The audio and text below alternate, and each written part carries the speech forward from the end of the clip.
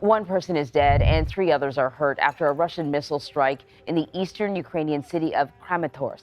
And as the attacks continue across Ukraine, the New York Times and Reuters report that the International Criminal Court is expected to issue arrest warrants against Russian officials, charging them with war crimes.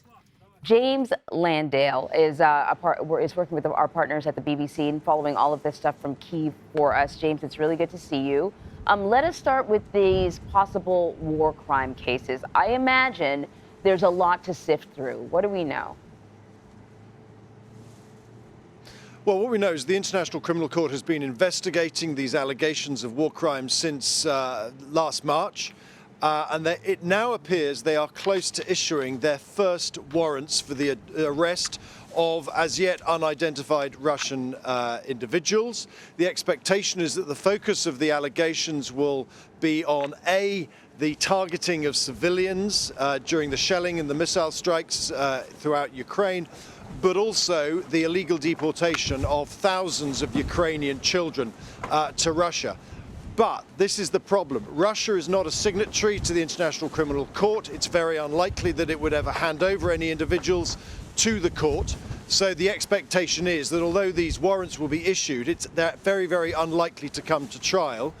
So this is essentially more a symbolic act, but one to show Ukraine that accountability for what's taking place is a process that is underway.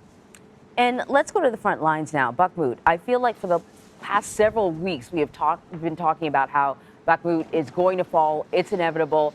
And both sides seem to be sort of fighting to the bitter end for the last scrap of whatever is left there. Where are we with that battle? What's the latest on that? The fighting continues. Russia continues to throw a substantial amount of munitions and soldiers at it. They control parts of the east and the north and the south. They are desperately trying to encircle the Ukrainian forces, but the Russians are struggling to do so. The Ukrainians are defending hard. The debate is this. Ukraine is defending hard because it wants to kill as many Russian soldiers as possible and degrade the Russian military machine.